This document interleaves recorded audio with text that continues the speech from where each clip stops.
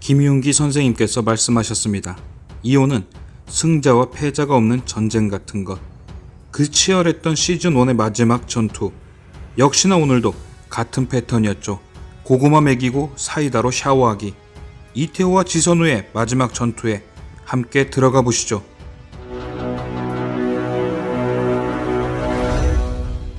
어제 핵폭탄을 들고 여다경의 집에서 스위치를 누른 지선우.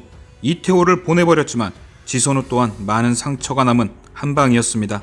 6화는 마치 시즌제 드라마의 끝을 알리는 듯한 충격과 반전의 연속이었죠. 마지막 전투 시작 전 지선우와 이태호의 대화에서 그가 얼마나 찌질한지 보게 되었습니다. 아빠 없이 자란 내가 어떤 상처를 받고 컸는데 준영이에게 아빠를 뺏어가냐 울부짖었죠. 맞습니다. 외도로 처자식을 버리고 도망친 게 이태호의 아빠입니다. 헌데 그는 자신이 받은 상처만 기억하며 준영이도 자기같이 될까 걱정하면서도 자신이 상처를 받게 된 이유는 기억이 안 나는 것인지 안 나는 척하는 것인지 마지막까지 이기적인 모습을 보였죠. 그리곤 쓰러져 세상을 잃은 것처럼 슬퍼하다가 여다경이 아이를 지우지 않은 것을 보고 언제 울었나 싶게 툭툭 털고 일어나 여다경과 떠나죠.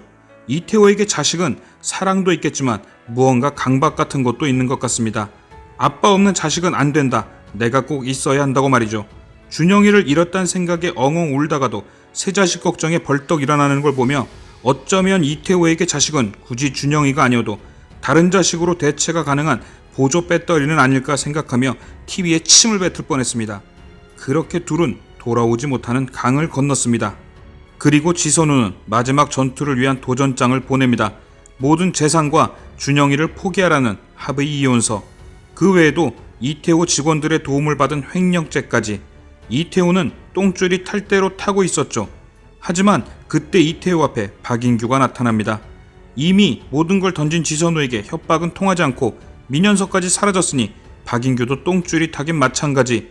똥줄 태호에게 그동안 민현서가 처방전을 빌미로 너를 미행했다고 까발리죠. 이런 말이 있죠. 적의 적은 나의 동지다. 이렇게 똥줄 태호와 똥줄 인규는 각자의 목적을 위해 연합을 합니다.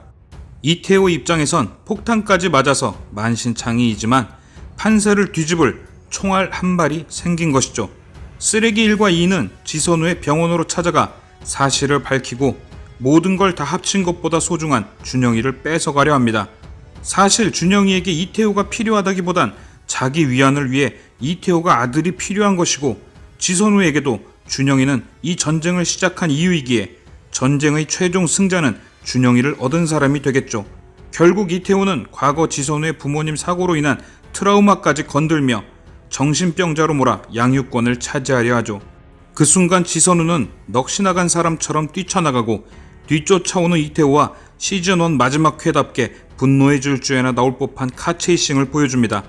그렇게 학교로 뛰쳐들어가 아들을 태우고 이태호를 피해 고산댐으로 향합니다. 가는 도중 정신이 나간 사람처럼 준영이에게 윽박을 지르고 댐에 도착해선 또 멀쩡한 엄마처럼 준영이를 감쌉니다. 하지만 준영이는 초등학생, 누구의 잘못보단 본인의 울타리를 생각하고 엄마에게 잘못한 거지 나에겐 아니라며 지선우를 자극합니다. 지선우가 그토록 완벽함을 유지하려던 이유의 중심엔 준영이가 있죠. 하지만 되려 그 노력들이 아들과 멀어지는 계기가 되었고 그로 인해 준영이가 본인이 아닌 아빠 편을 들 때의 그 상실감과 분노는 준영이를 강밑으로 밀어버리려 할 만큼 크고 깊은 것이었죠. 여기서 순간 장르가 사이코패스물로 바뀌나 싶어서 이건 아닌데 싶었지만 준영이를 찾고 있는 이태호에게 집으로 돌아오라 하고 누가 봐도 좀 과할 정도로 이태호를 자극하는 지선우를 보면서 뒤통수가 쎄해졌죠. 준영이를 어찌했다는 착각에 빠진 이태호는 지선우를 폭행하기 시작했고 역시나 일부러 맞으려고 자극한 거란 생각이 들었죠. 아니나 다를까 그 모습을 준영이가 봤고 준영이는 아빠를 거부합니다. 솔직히 아들을 이태호에게 보내기 싫은 건 알지만 저런 희생을 또 치르면서 준영이에게 굳이 아빠에 대한 거짓된 트라우마를 남길 필요가 있을까 싶기도 했고 또는 앞뒤 안 가리고 달리다가 나중에 준영이에게 사실을 들켜 이태호가 준영이를 다시 데려갈 빌미를 제공하는 건 아닌가 싶기도 했지만 모든 걸 버리고 상처까지 받으면서도 준영이를 지킬 수밖에 없는 이유가 완벽한 가정, 완벽한 의사, 모든 것이 무너진 지금 유일하게 남은 건 완벽한 엄마라는 지선우를 지탱해주고 다시 일어서게 해줄 원동력인 걸 알기에 더 슬펐습니다. 결국 지선우는 마지막까지 자신이 지켜야 할 것을 위해 치열하지만 지선우답게 싸웠고 이태호는 결국 지선우가 원하는 대로 도려내어졌습니다. 이제 모든 전투가 끝이 났습니다. 사실 중간에 살짝 쫄렸던 게 이태호는 외도를 일삼는 아빠 밑에서 크며 본인은 그러지 말아야지 하면서도 아빠와 닮았던 것처럼 지선우도 외도를 하는 아버지와 함께 극단적인 선택을 한 어머님처럼 모든 걸 파국으로 끝내는 건 아닌가 싶었는데 그녀는 어머니와 틀린 선택을 하는 것을 보고 가슴을 쓸어내렸습니다. 그렇게 전쟁이 끝나고 도시를 재건하듯 지선우의 주변 또한 제자리를 찾고 있었습니다. 우려했던 것과는 달리 여병규는 지선우에게 해를 가하진 않았지만 어미요정은 달랐죠. 지선우에게 사이버 테러까지 벌였으니 말이죠. 아마도 어미요정이 시즌2의 최강 빌런이 되지 않을까 합니다.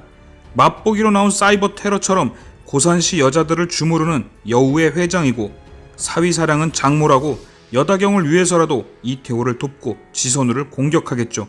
지선우만 없어지고 소문이 잠잠해지면 별 문제 없이 살 테니까요. 고산시 조커 하동식은 정신과 치료를 받기로 하며 지선우에게 사과를 했고 지선우에게 평온이 찾아온 것처럼 그에게도 평온이 찾아온 걸 보니 역시 그도 민현서처럼 지선우의 본능을 표현한 거울 같은 인물이었던 것 같네요. 그리고 시즌1 이혼 전쟁의 유일한 아군 지선우의 눈이 되어주었던 민현서도 역시나 지선우의 거울답게 본인의 전쟁을 끝내었죠. 시즌1에 해당하는 1화에서 6화까지의 인물 중 민현서와 하동식이 지선우의 제일 중요한 아군이었던 것 같습니다. 두 사람 다 결정적인 순간에 지선우에게 증거를 가져다 주었고 지선우가 흔들리고 폭주할 때마다 서로의 거울로서 지선우의 멘탈을 잡아주었죠. 하동식은 끊임없이 지선우를 자극하며 스스로 자신의 상태를 돌아보게 해주었고 민현서는 지선우에게 용기를 가질 수 있는 동기가 되어주었죠. 시즌2에서도 이 두 사람은 지선우의 든든한 아군이 되어줄 것 같습니다. 그리고 지선우에게 했던 만큼 돌려받았던 고예림과 손재혁. 고예림은 지선우에게 진실을 감추어 상처를 줬지만 지선우는 반대로 진실을 알려주어 복수를 했고 모든 여자가 자기 것인 양 행동하던 오뚜기 손재혁은 결국 고예림만 바라볼 수밖에 없는 복수를 당했죠. 그리고 설명숙은 여전히 깐죽거립니다. 시즌2에도 역시 깐죽거릴 거고요. 이렇게 지선우의 주변은 새로운 자리를 찾은 지선우처럼 각자의 새 자리로 돌아갔고 얼굴이 팔릴 대로 팔린 이태호와 여다경은 고산시를 떠나게 됩니다. 그리고 지선우가 부부의 무게에 관한 나레이션을 하며 시즌1이 끝이 납니다. 분명히 시즌제 드라마가 아닌데 이렇게 깔끔하게 1막과 2막이 나누어지는 드라마는 또 처음인 듯 싶습니다. 그리고 16부작인데 6회까지만으로 드라마 한 편을 다 본 것처럼 이렇게 깔끔하게 딱 떨어지는 드라마도 처음이네요. 부부의 세계 정보를 보면 1화부터 6화까지는 19금이었습니다.